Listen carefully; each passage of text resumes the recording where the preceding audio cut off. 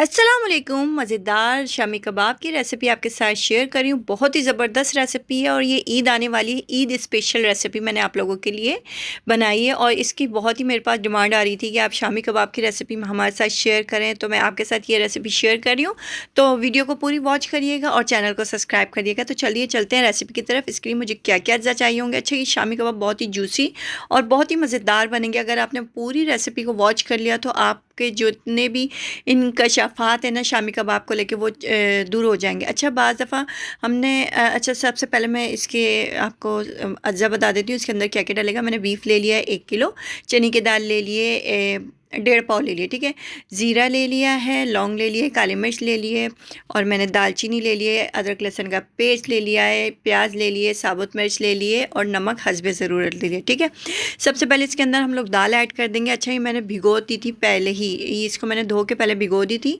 1 से 1.5 घंटे आप दाल को भिगो दें, फिर उसके अंदर हम इसके गोश्त ऐड कर देंगे। बीफ, अच्छा ये मैंने बीफ में बना रही हूँ, चिकन में नहीं है। अगर चिकन में आपको रेसिपी अगर आप बनाना चाहते हैं तो उसको मेरे चैनल पर दूसरी रेसिपी आप वो भी देख सकते हैं, ठीक है, वो भी वॉच कर सकते हैं। अच्छा, सारे स्पाइसेस जो हैं वो इसके अंदर हम ऐड कर देंगे। अच्छा, हमने इसके अंदर ज़्यादा गरम मसाला नहीं डालना है, सिर्फ चंद गरम मसाला डालना है और प्याज डालनी है और इसको बस ये इनफ है। नमक हस्बे ज़रूरत आपने डालना है। पानी डालना है 2 कटोरे भर के पानी डाल देना है।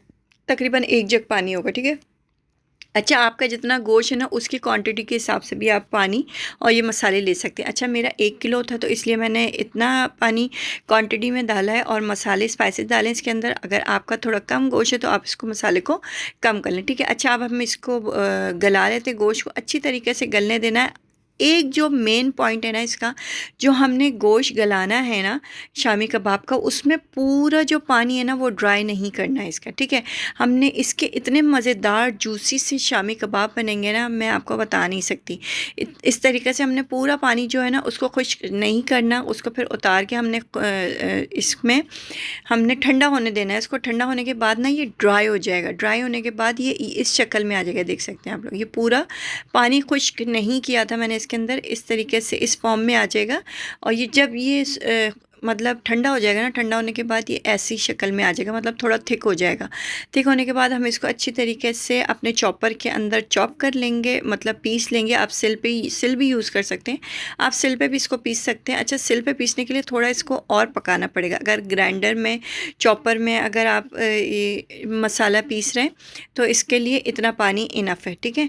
इसमें थोड़ा आपने लिक्विड देना है। अच्छा, आपने बाज़ दफ़ा देखा होगा कि कबाब बिल्कुल ड्राई होते हैं, ड्राई हो रहे होते हैं, और बाज़ घरों में देखा होगा आपने कबाब बिल्कुल जूसी से हो रहे होते हैं कि तोड़ो तो चम्मच से, कांटे से बहुत इजीली टूट जाते हैं। तो उसकी ट्रिक ये है कि हमने थोड़ा पानी इसके अंदर रहने देना है, ठीक है। अच्छा, हमने ये सारा, मैंने जो बैटर था वो पीस लिया है। पीसने के बाद सारा जो बीफ है वो पीस के, जो कबाबों का मसाला है वो पीस के एक बॉल में निकाल लिया। उसके बाद हम इसके अंदर डाल देंगे हरा धनिया और पुदीना और 2 अदद अंडे। अच्छा, आप बोलेंगे इतना लिक्विड है इसके अंदर अंडे कैसे जाएंगे, तो आपने इसके अंदर अंडे डाल देने। और ये जब आप फ्राई करने लगोगे ना, आप टिक्किया बनाने लगोगे तो ये थोड़ा और हार्ड हो जाएगा, ठीक है। फिर ये जब आप इसको फ्रीज़ करोगे ना, अच्छा, आप इसको 1.5 से 2 महीने के लिए आराम से कबाबों को, शामी कबाब को आप फ्रीज़ कर सकते हैं। ये बहुत ही इसका टेस्ट ख़राब नहीं होगा, ठीक है। इस तरीके से हमने अच्छी तरीके से हाथ की मदद से मिला देना है। मेरा बाउल छोटा पड़ गया था तो मैंने बाउल को शिफ्ट किया था, इस जो बैटर है इसको शिफ्ट किया था बड़े बाउल के अंदर। फिर इसको अच्छी तरीके से मैंने मिला दिया था, हरा धनिया पुदीने को अच्छी तरीके से हाथ की मदद से इस तरीके से मिक्स कर देंगे। अच्छा, आप लोग डालना चाहें तो इसके अंदर प्याज भी डाल सकते हैं और भी अदरक भी इसके अंदर डाल सकते हैं, बहुत उसका भी अच्छा फ्लेवर आता है। तो मैं सिर्फ यही डाल रही हूँ इसके अंदर, बाकी और अज्जा नहीं डाली।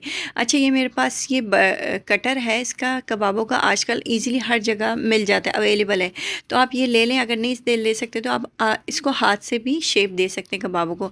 हर किसी को हाथ से शेप देने का आता है कि इस तरीके से आप, अच्छा, इसमें जो ये जो मोल्ड है ना इसका, कटर जो है, इस तरीके से आप इसको शेप देंगे ना तो ये बहुत ही ज़बरदस्त से कबाब इसके अंदर रेडी होते हैं और बहुत ही ज़बरदस्त से इसका शेप बहुत अच्छा आता है, ठीक है ना।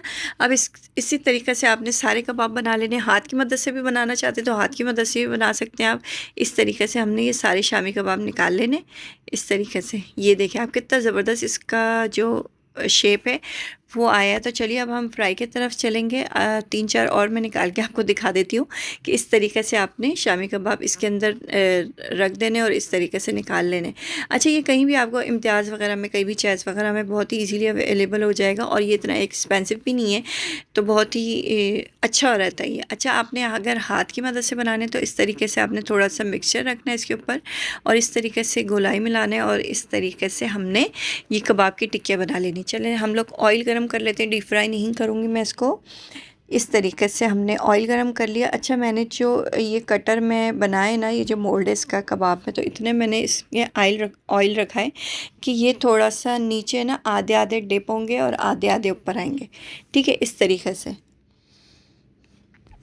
तो आप इस तरीके से इसको फ्राई कर लें। अब इसको, अच्छा हमने क्या करना है, इसको थोड़ा सा पहले नीचे से फ्राई हो जाए, फिर हमने इसको इसको वे चेंज कर देनी। ठीक है। अच्छा, पहले जो मैंने कबाब थे वो फ्राई करके निकाल चुकी थी। जो मैंने हाथ से बने हुए थे ना, ये वो कबाब मैंने फ्राई कर रहे थे, तो वो मैंने कहा कि मैं आपको इसके शेप दिखा दूँ कि किस तरीके से ये फ्राई होंगे। ठीक है, इस तरीके से हमने रखने। ऑयल के अंदर थोड़ा सा तेल को गरम रखना है, मतलब इतना ठंडा तेल में नहीं डालना हमने इसको, ऑयल में इतना ठंडे ऑयल में नहीं डालना, थोड़े गरम ऑयल में इसको डालना है कबाबों को, कि इसका जो कलर है ना नीचे से वो अच्छा सा आ जाए और ऊपर से भी जब हम इसको शिफ्ट करेंगे ना तो इसका अच्छा सा कलर आ जाए। इस तरीके से आपने कांटे या छुरी की मदद से आगे पीछे करते रहना इस तरीके से, और फिर हमने इसको इसको पलट देना है। ठीक है, ये देख सकते हैं आप लोग, ये देखिए कितने ज़बरदस्त मेरे शामी कबाब रेडी हो रहे हैं। अगर अब तक चैनल को सब्सक्राइब नहीं किया तो पहले चैनल को सब्सक्राइब कर दें, वीडियो को लाइक कर दें, ज़्यादा से ज़्यादा शेयर करें। और भी मज़े मज़े की ईद स्पेशल रेसिपी आने वाली हैं, आप वो भी वॉच कर सकते हैं। और यार मैं देख रही हूँ कितने लोग जो है वो रेसिपी को देख के ऐसे ही चले जाते हैं, चैनल को सब्सक्राइब नहीं करते। यार खुदारा चैनल को सब्सक्राइब कर दिया करो। एक रेसिपी बनाने में बहुत मेहनत लगती है और आप तक पहुँचाने में बहुत मेहनत लगती है, तो इस वजह से इसकी थोड़ी सी आपको क्या कहते हैं उसको, थोड़ी सी दिक्कत होगी चैनल को सब्सक्राइब करने में, लेकिन चैनल को सब्सक्राइब कर दो। मैं बहुत ही मेहनत करती हूँ ये रेसिपी आपके साथ शेयर करने के लिए। तो इस तरीके से हमने सारी शामी कबाब मेरे रेडी हो गए और अब मैं आपको इसको डिश आउट करके दिखाऊंगी मज़ेदार लाल चटनी के साथ, हरी चटनी के साथ, केचप के साथ, मायोनीज़ के साथ इसको आप सर्व कर सकते हैं।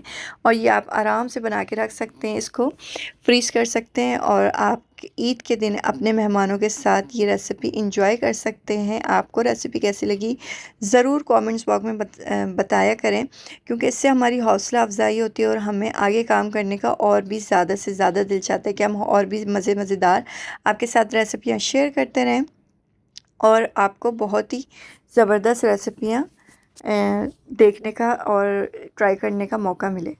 नेक्स्ट रेसिपी में, नेक्स्ट वीडियो में, जब तक के लिए अपना बहुत सारा ख्याल रखिएगा, मुझे दुआ में याद रखिएगा। अल्लाह हाफ़िज़।